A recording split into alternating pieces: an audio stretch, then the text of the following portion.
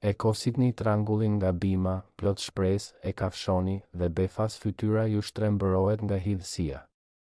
Ose vëreni se bimët e kungulleshkave po zverdhen dhe po vdesin njëra pas tjetrës, pa ju dhënë asnjë frull. Kjo është një nga zhgënjimet më të mëdha të verës për çdo kopshtar. Trangujt dhe kungulleshkat janë ndër perimet më të lehta për të rritur, thonë të gjithë librat. Por prap, çdo verë, mijëra kopshtar përjetojnë të njëjtin problem, ose bimët e tyre bëhen fruta të hidhura që askush nuk i ha, ose thjesht vdesin ngadalë pa dhënë asgjë. E vërteta është kjo. Ka 5 gabime specifike që bëjnë pikërisht trangujt dhe kungulleshkat. Gabime që me perimet e tjera mund t'i kaloni pa problem, por me këto 2 bimë ju ndëshkojnë menjëherë dhe pa mëshirë. Dhe gjëja më e keqe është kjo, shumica e kopshtarëve as nuk e din pse po ndodh, dhe kështu vazhdojnë ta bëjnë të njëjtin gabim javë pas jave, duke prishur çdo bimë të re që mbjellin, duke menduar se problemi është fare e keqe ose fati keq. Nuk është as njëra as tjetra.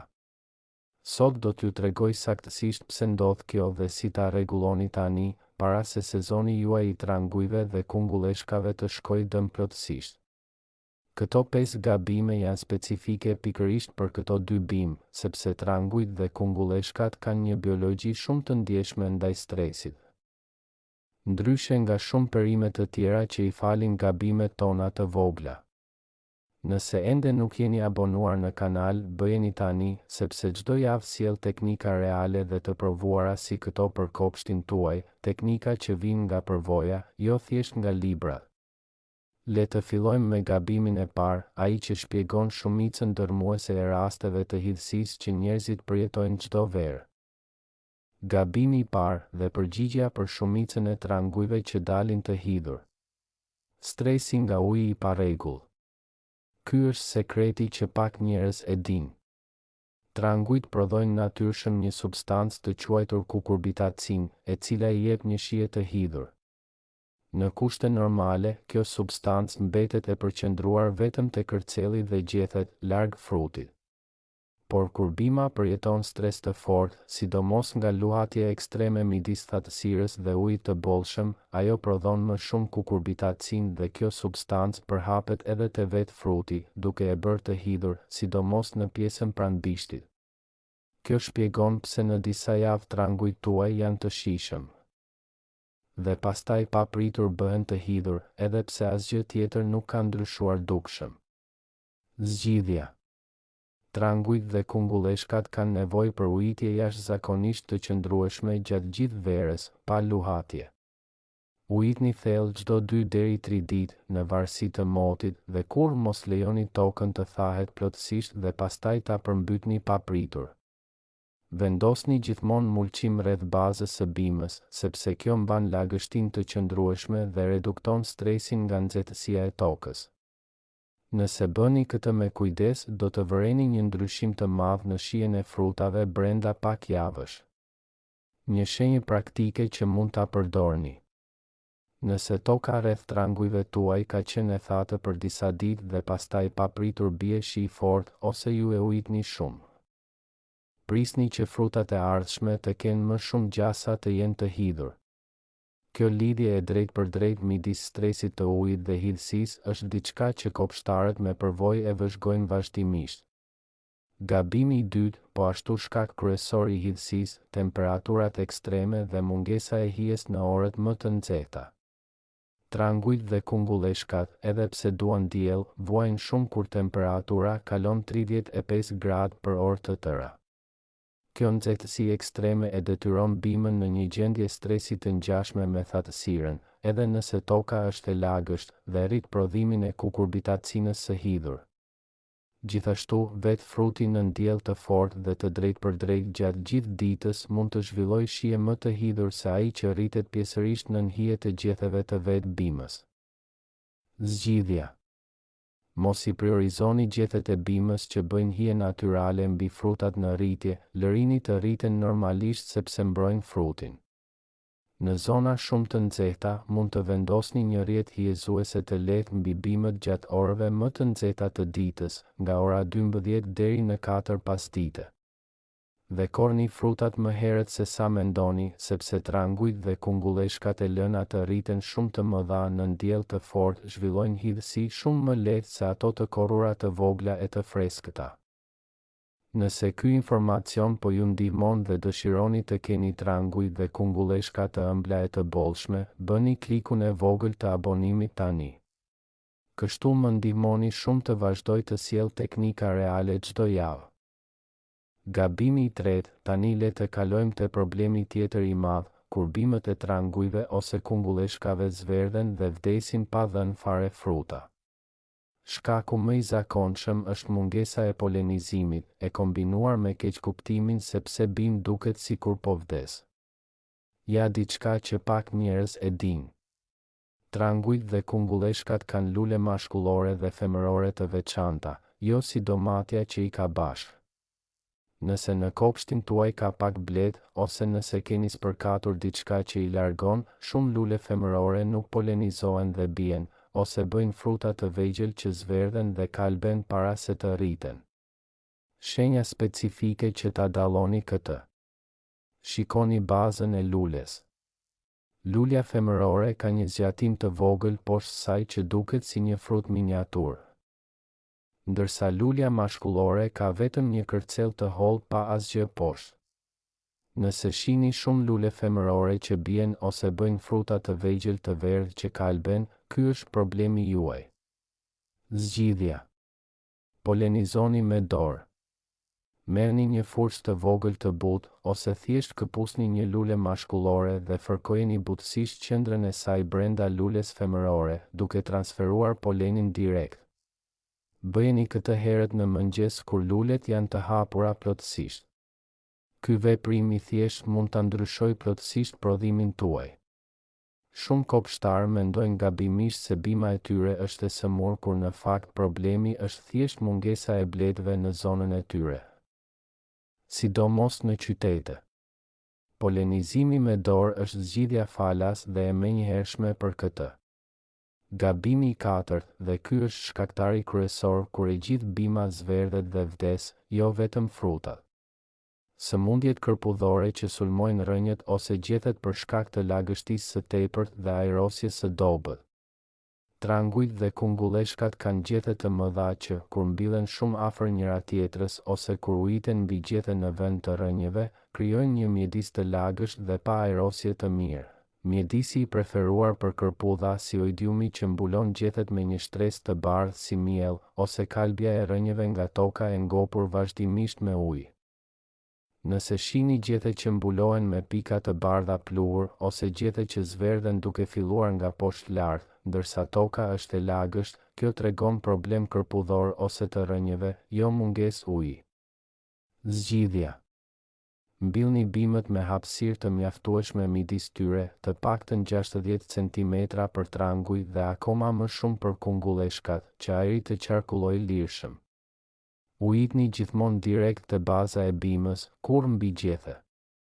Nëse shihni tashmë shenja oidiumi, spërkatni me një tretësirë të lehtë sode buke dhe pak sapun në ujë, ose me qumësht të holluar, të cilat janë remedime natyrale të njohura kundër kësaj kërpudhe. Spërkatni herët në mëngjes. Kur në mesditë me diell të fortë, dhe përsëriteni çdo javë derisa gjethet e reja të dalin të pastra. Hiqni gjithashtu gjethet më të prekura, sepse ato përhapin sporat të kërpudhës të gjethet e shëndetshme fqinje. Dhe arrim te gabimi i pestë, ai që shumë kopshtarë e injorojnë plotësisht sepse mendojnë se toka është e mjaftueshme. Uria e madhe e ushqimit e këtyre bimëve, e kombinuar me plehërim të gabuar. Trangujt dhe kungulleshkat janë prej bimëve më të uritura në gjithë kopshtin, sepse rriten shumë shpejt dhe prodhojnë vazhdimisht fruta të mëdha me ujë të lartë. Nëse toka nuk ka lëndë ushqyese të mjaftueshme, ose nëse i jepni azot të tepërt në kohën e gabuar, bima ose ngadalson prodhimin drastikisht, ose bën shumë gjethe e pak fruta, ose frutat dalin të vegjël e të shtrembëruar. Shenja specifike. Nëse bima ka shumë gjethe të mëdha e të gjelbra, por pak lule dhe fruta. Keni tepri azoti. Nëse frutat dalin të vegjël, të shtrembëruar ose me maj të hollë, mund të jetë mungesë e kaliumit ose ujitje e paqëndrueshme e kombinuar. Zgjidhja. Kur mbillni, përgatisni tokën me kompost të pasur dhe të plotë. Gjatë rritjes së parë, mund të përdorni pak pleht të pasur me azot si plehithre, por sapo bima fillon të lulëzojë dhe të bëjë fruta, kaloni te kaliumi, nga hiri i drurit ose lëkurat e bananes të lëna në ujë çdo 2 javë.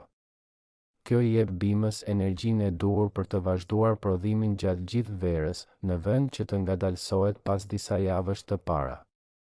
Shumë kopshtarë ndalojnë plehërimin pasi bima fillon të japë fruta, duke menduar se toka e ka bërë punën e saj tashmë, dhe kjo është pikërisht arsyeja pse prodhimi bie dukshëm në gjysmën e dytë të verës. Trangujt dhe kungulleshkat kanë nevojë për ushqim të vazhdueshëm sepse prodhojnë vazhdimisht, ndryshe nga pemët frutore që bëjnë vetëm një cikël në vit. Tani që i njihni të 5 gabimet, le t'ju jap një plan të plot kujdesi për tranguj dhe kungulleshka të shëndetshme e të ëmbla gjatë gjithë verës. Ujitni thellë dhe rregullisht çdo 2 deri 3 ditë, gjithmonë direkt te baza e bimës, kur mbi gjethe. Vendosni mulçim rreth bazës për të mbajtur lagështinë e qëndrueshme. Mbillni me hapësirë të mjaftueshme për ajrosje të mirë. Polenizoni me dorë nëse vëreni pak blet në zonën tuaj. Kaloni nga azoti te kaliumi kur bima fillon të lulëzojë.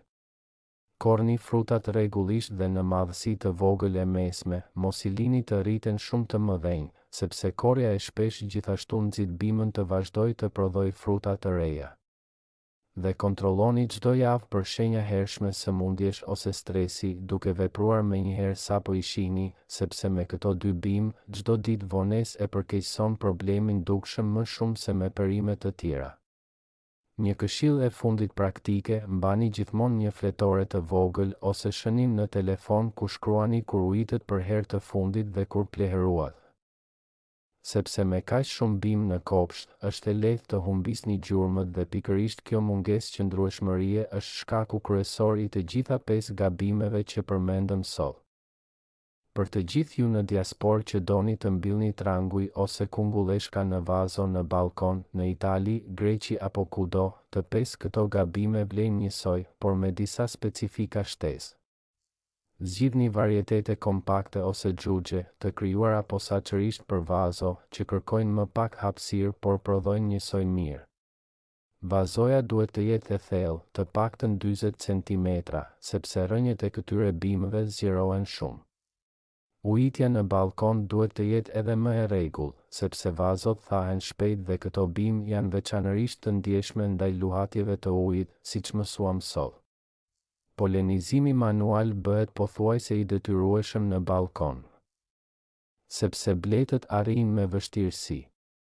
Dhe në balkon, ku hapësira është e kufizuar, ajrosja e mirë midis bimëve bëhet edhe më e rëndësishme, prandaj mos i mbillni shumë afër njëra tjetrës edhe në vazo të mëdha. Me këto kujdese, edhe një vazo e vetme mund t'ju jap tranguj të freskët dhe kungulleshka të ëmbla gjatë gjithë verës në balkonin tuaj. Një avantazh i vogël i balkonit që pak e din, është se mund ta kontrolloni mikroklimën shumë më lehtë se në kopsht të hapur. Nëse parashikohet një valë e nxehtësisë ekstreme, mund ta zhvendosni vazon për pak ditë në një vend me hije të pjeshme, diçka që nuk mund ta bëni me një bimë të mbjellë në tokë. Përdorni këtë fleksibilitet në favorin tuaj, sidomos gjatë ditëve më të vështira të verës. Kështu që le t'i përmbledhim 5 gabimet që po ju prishin trangujt dhe kungulleshkat këtë verë. Gabimi i parë, ujitja e parregullt që sjell hidhësi. Zgjidhja, ujitje e qëndrueshme dhe mulçim. Gabimi i dytë, nxehtësia ekstreme pa hije. Zgjidhja, lërini gjethet mbrojtëse dhe korrni herët. Gabimi i tretë, mungesa e polenizimit. Zgjidhja, polenizoni me dorë kur duhet. Gabimi i katërt, lagështia e tepërt dhe ajrosja e dobët që sjell sëmundje. Zgjidhja, hapësirë e mjaftueshme dhe ujitje të rrënjët. Dhe gabimi i pestë, pleherimi i gabuar. Zgjidhja, azot në fillim, kalium gjatë frutifikimit. Nëse i shmangni këto 5 gabime, do të keni tranguj të freskët e të ëmbël dhe kungulleshka të bollshme gjatë gjithë verës. Në vend të hidhësisë dhe zhgënjimit. Mbani mend, këto 2 bimë nuk janë të vështira për të rritur, thjesht janë të ndjeshme ndaj disa gjërave specifike që shumica e njerëzve nuk i dinë. Tani që i dini, kopshti juaj do të jetë krejt ndryshe nga sa ishte më parë. Shkruani në komente nëse keni pasur ndonjëherë problem me hidhësinë e trangujve ose me kungulleshkat që zverdhen. Do t'ju ndihmoj personalisht në komente. Nëse ky video ju ndihmoi, jepni like dhe ndajeni me dikë që po lufton me këto bimë këtë verë. Dhe nëse dëshironi të më mbështesni, mund të klikoni butonin Super Thanks poshtë videos. Abonohuni në kopshti i agimit për teknika reale çdo javë. Shihemi javën tjetër. Mirupafshim dhe kopsht të bollshëm.